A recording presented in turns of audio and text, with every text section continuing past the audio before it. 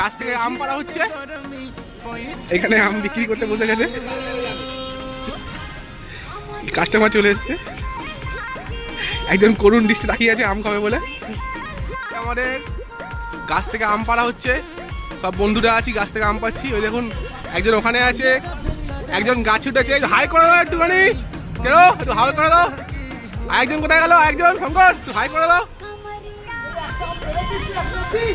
এই সব আমগুলো হচ্ছে দাঁড়িয়ে, সব এত আম পাড়া হয়েছে, আরো আম পাচ্ছি আমরা।